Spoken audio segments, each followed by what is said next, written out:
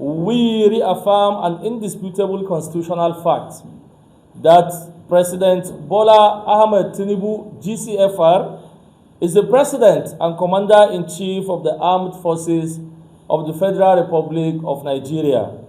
Section 132 of the 1999 Constitution as amended vests in him that authority, while Section 218 empowers him to determine the operational use of the armed forces and appoint their highest commanders.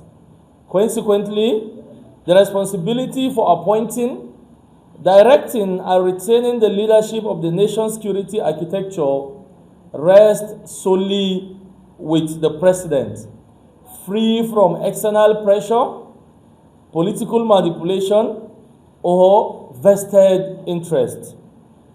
The confidence and trust he has reposed in the nation's service chiefs should not, I repeat, should not be undermined by the noise of political opportunists or the machinations of those whose ambitions supersede national interest. No individual, no political group, no political interest, and no covert alliance can usurp that constitutional authority. The AREWA Youth Assembly therefore declares unequivocally that President Tinubu must remain firm, decisive, and unwavering in the exercise of his constitutional responsibilities. Ladies and gentlemen, it has come to our attention through credible concerns circulating within the public space that certain individuals, power brokers, and desperate political actors, allegedly motivated by ulterior interest and insatiable quest for power, may have held meetings outside the shores of Nigeria, reportedly in another African country, with the objective of engineering the removal of the current service chiefs. We wish to state clearly that these allegations deserve serious attention and careful scrutiny by relevant authorities. However, until such claims are officially established through lawful processes, they remain allegations. Nevertheless, if indeed there are elements seeking to manipulate the nation's security leadership for political convenience or personal gain, such actions are condemnable, dangerous, and profoundly unpatriotic. Nigeria's security architecture must never become a pawn in political chess games. The lives of millions of Nigerians depend on the stability, continuity, and effectiveness of institutions tasked with defending our sovereignty and protecting our citizens. At a time when our armed forces are engaged on multiple fronts against terrorism, banditry, kidnapping, insurgency, and other criminal threats, attempts to distract, demoralize, or destabilize military leadership through orchestrated campaigns serve neither justice nor national security. They must stop now or be met with fierce and vehement resistance. Let us be honest with ourselves. Nigeria is confronted with serious security challenges. No responsible citizen can deny this reality. Communities have suffered painful losses. Families have endured trauma. Citizens rightly demand improved outcomes and greater security effectiveness. However, fairness and patriotism demand that we also acknowledge the enormous sacrifices being made daily by the officers and men of our armed forces under the leadership of the present service chiefs. These men and women leave their families behind and place themselves in harm's way so that the nation may sleep in peace. They operate under difficult terrains and dangerous conditions, confront enemies who employ asymmetric tactics, and employ vulnerabilities within society. Despite these realities, our society forces continue to record significant operational successes. The recent rescue of the wife of a retired Major General by troops of Operation Fansanyama, and just yesterday, Tuesday, Another success was recorded. 4 kidnapped victims were rescued in an attempt to launch an assault against one of the kidnapping kingpins, Kachalla. 4 Nigerians were rescued.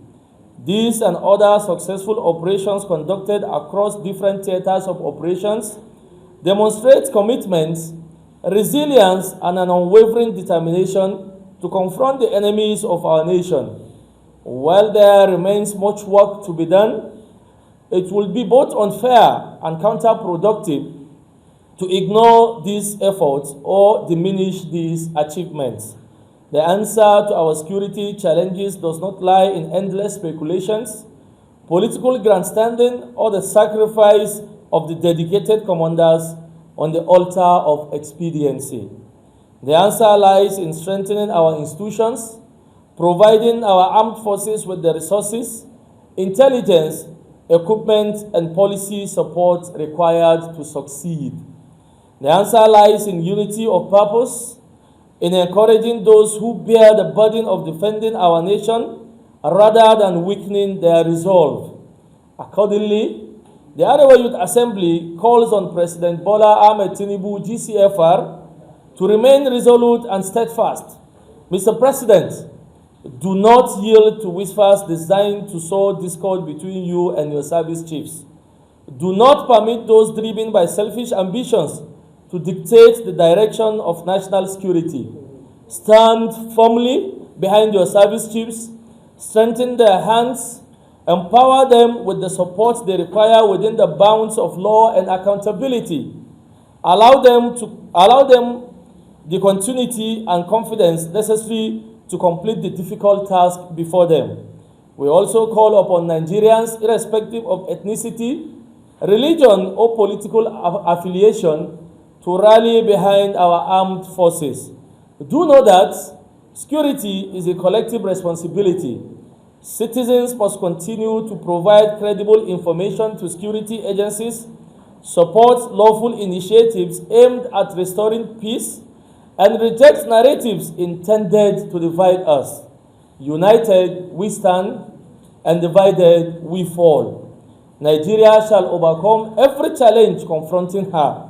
The AREWA Youth Assembly remains committed to the peace, unity, stability, and progress of our great nation, Nigeria, the giant of Africa.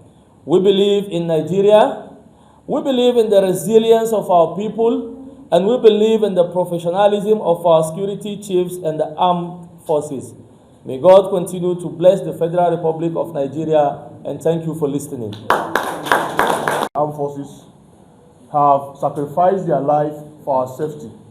So we urge on all Nigerians to not to sentimentalize the issue of security.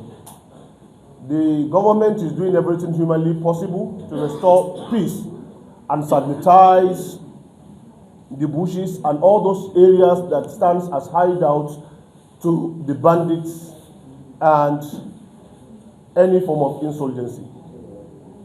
Therefore, we are saying categorically that our able men and women of the armed forces are doing what it takes, and we must applaud them. It's not time to criticize them. Let's not always look at our loopholes. Let's collectively stand to defend our nation. Nigerian is for all of us. Nigerian belongs to us. And as such, we as the citizens, we must stand firm to defend the unity of this country by supporting the armed forces to doing their duties. They all have families, they all have children, they are among us. So as such, we must support them. We must gear up their morale. We must boost their energy. We must stand tall to defend them, and we must prove to them that the sacrifice they give to defend the unity of this country really worth it. God bless Federal Republic of Nigeria.